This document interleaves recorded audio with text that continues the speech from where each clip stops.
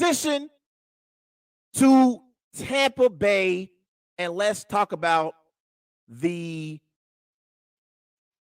Cincinnati Bengals 17-point comeback against the Tampa Bay Buccaneers. The Bengals beat the Buccaneers 34-23 for the Bengals. Joe Burrow had a great game again. He went 27 of 39. He threw for 400 passing yards, 4 touchdowns, 1 interception. For the Buccaneers, Tom Brady went 30 of 44. He threw for 312 passing yards, 3 touchdowns, 2 interceptions, 2 fumbles lost in this game.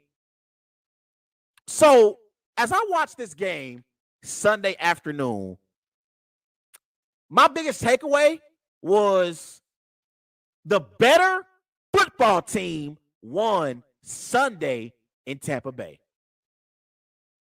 There were people that were on social media, that were on Facebook, Twitter, Instagram, that were talking about the Bengals struggling, being down 17 to the Buccaneers in the first half. I saw a lot of people who were clowning the Bengals. Well, the Bengals did get a late field goal. They got a late field goal. So it was 17-3 at half. There were a lot of people that were saying that the Bengals were done and they don't have a chance to win this game against the Buccaneers, being down 17-3 at half, and basically that the Buccaneers were going to beat the Bengals and Tom Brady was going to show Joe Burrow that he is still the man in the NFL and the man to be reckoned with. And the Cincinnati Bengals and Joe Burrow had a lot to say about those individuals who thought the game was over, because it was a complete beatdown that took place in the second half of this Bengals-Buccaneers football game. The Bengals outscored the Buccaneers 31-6 in the second half. Joe Burrow threw 4 second-half touchdown passes, which is tied for a franchise record for a half. The Bengals had 21 points off turnovers. That's the second most in a Brady start since his career has started.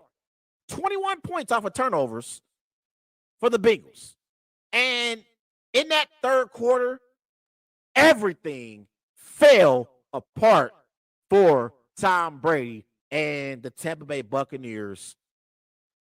This was Tom Brady's first home loss with a 17-point lead.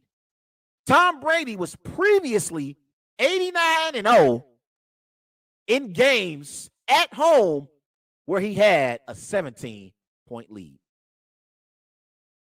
Also, Tom Brady, he committed a turnover on 4 straight second-half drives. That's the first career game with multiple interceptions and fumbles lost. First time ever where that's happened in Tom Brady's career. And this third quarter was a third quarter to forget for the Buccaneers. I saw 4 straight drives. 4 straight drives where the Buccaneers self-destructed. Brady threw an interception. He followed that up with a fumble on a potential sack. And then he mishandled the snap. He was trying to get the ball to Leonard Fournette. Couldn't get him the football. That was a fumble. It was mistake after mistake after mistake for the Buccaneers in this football game. And the Bengals capitalized. The Bengals capitalized on the Buccaneers' mistakes.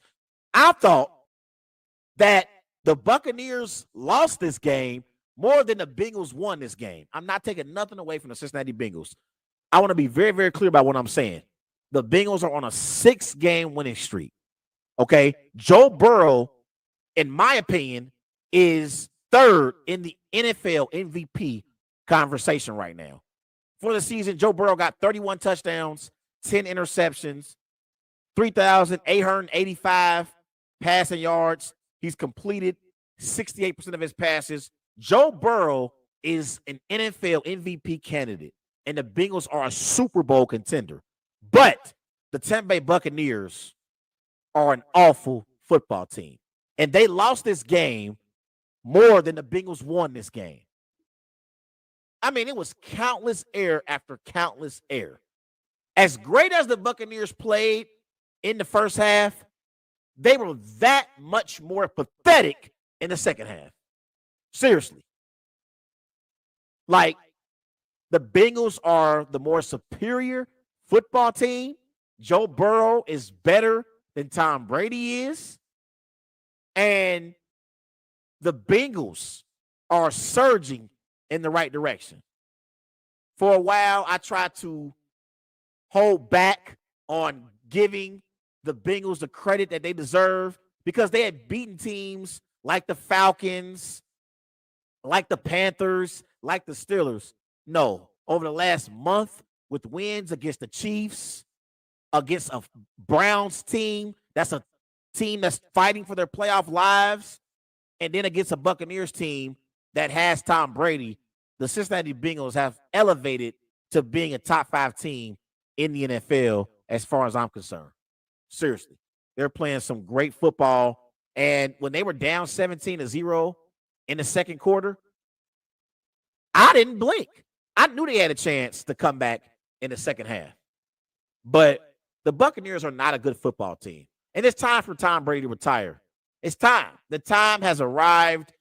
We love Tom Brady. Tom Brady has won 7 Super Bowls in his career.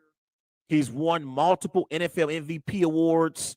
He has the passing touchdown record. But it is time for Tom Brady to retire.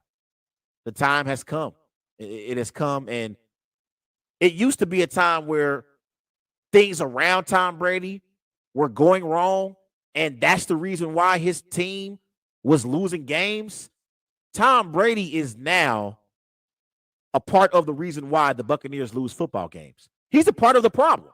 He's a part of the problem in Tampa. And the only reason why the Buccaneers are playoff contenders is because they play in the NFC South. That's the only reason why we're talking about the Buccaneers being a playoff team in the NFC. But the Bengals are playing some great football. You look at Joe Burrow this season with his 27 touchdowns, that's ranked second in the NFL. His 68 completion percentage is ranked third in the NFL, and he's averaging 283 passing yards per game. That's ranked third in the NFL. These are all categories when it comes to quarterbacks. That was entering week 15. So Joe Burrow is playing some great football. And this offense with Jamar Chase, with T. Higgins, with Tyler Boyd, they are definitely elevating their games as we get later in the season. And I like the fact that Joe Burrow had an opportunity to get Chase, Boyd, and Higgins all touchdown receptions in this game. Jamar Chase, 7 receptions, 60 receiving yards, 1 touchdown. Tyler Boyd, 5 receptions, 35 receiving yards, 1 touchdown. Higgins, 5 receptions, 33 receiving yards, 1 touchdown. So Higgins, Boyd, and Chase all had a touchdown reception in this football game. And they honestly are playing some great football as a trio at receiver. I love what Tyreek Hill and Jalen Waddle was doing down there in Miami, but it is undeniable how great the Bengals receiving core is. They might be the best receiving core in the NFL. They might be. And because Tyreek and Waddle both already have over 1,000 yards receiving. Tyreek Hill may get over 2,000 receiving yards this year. And they are the reasons why Tua has had his best season of his career. But the trio with Chase, Higgins, and Boyd might be the best trio of receivers in the NFL.